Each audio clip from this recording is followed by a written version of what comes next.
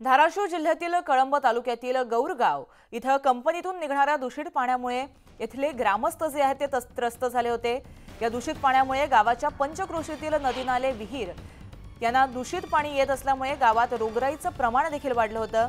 या पाण्याचा बंदोबस्त करा किंवा आमचं गाव विस्थापित करा अशी मागणी गावकऱ्यांनी केली होती। याच दूषित पाण्याची बातमी न्यूज 18 लोकमतनं समोर आणली होती। न्यूज 18 लोकमतच्या या बातमीवर शिक्कामोर्तब झाला असून पर्यावरण विभागानं केलेल्या पंचनाम्यात यावर हे दूषित पाणी असल्याचं निष्पन्न झालेलं आहे। यावरती शिक्कामोर्तब करण्यात आलाय। याच बातमीची दखल घेत जिल्हा प्रशासनानं संपूर्ण प्रकरणाची चौकशी करण्यासाठी समिती गठीत केली असून यात विभागीय अधिकारी, तहसीलदार यांच्यासह पर्यावरण विभागाचे अधिकारी देखील नेमले आहेत। या बातमीमुळे गावकऱ्यांना देखील मोठा आधार मिळाला असल्यानं गावकऱ्यांनी न्यूज 18 लोकमतचे आभार मानले आहेत।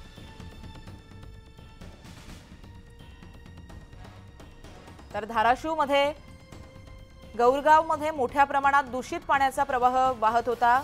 लोकांपर्यंत दूषित पाणी पोहोचत होतं, त्यामुळे ग्रामस्थ स्थानिक जे आहेत ते त्रस्त झाले होते। याची बातमी न्यूज 18 लोकमत मी दाखवली आणि न्यूज 18 लोकमतच्या बातमीचा इम्पॅक्ट हा पाहता येईल।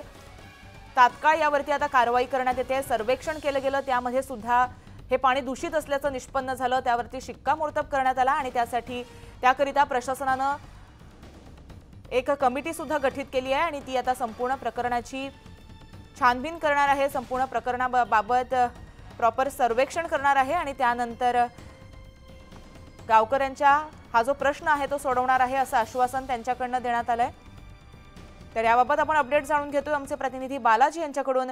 बालाजी, धाराशिव मधल्या गावाची दूषित पाण्याचा जो प्रश्न होता तो न्यूज 18 लोकमतच्या बातमीच्या इम्पॅक्टमुळे कुठेतरी पुन्हा एकदा चर्चेला जातोय आणि त्यावरती आता काम केलं जात आहे, काय सांगाल?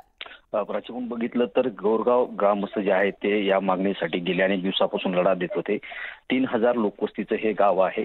ॲड्रेस बायल्स म्हणून जी कंपनी आहे त्या कंपनीतून दूषित पाणी जे आहे ते येत होतं आणि ते खडकावरचं पाणी जे आहे ते गावच्या विहिरी असतील किंवा इतर याच्या ठिकाणी मिसळून तर गावचा जो विहीर पाणी पुरवठा करणारा आहे तो दूषित होत होता आणि गावात साथीचे आजार पसरत होते।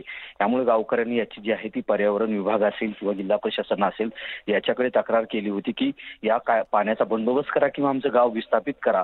कारण या गाव पाण्याचा खूप त्रास होतोय, मात्र प्रशासनानं याची दखल घेतली नव्हती। पर्यावरण विभागाने मात्र जे आहे याचे दूषित पाण्याचे नमुने घेऊन काही पंचनामे केले होते आणि त्यांनी संभाजीनगरला याचा अहवाल जो आहे तो आता पाठवलेला आपल्या बातमीनंतर की या पाण्यात जे आहे ते दूषित पाणी आहे आणि याची चौकशी करता यावी। पुढील कारवाईसाठी ते पत्र देखील पुढे गेले, मात्र जिल्हा प्रशासनानं जे आहे ते या बातमीची दखल घेत आता उपविभागीय अधिकारी कळंब, तहसीलदार कळंब यांच्या याबाबत आपण आता अपडेट बालाजी घेत राहणार आहोत। तत्पूर्वी धन्यवाद तुम्ही दिलेल्या माहितीसाठी।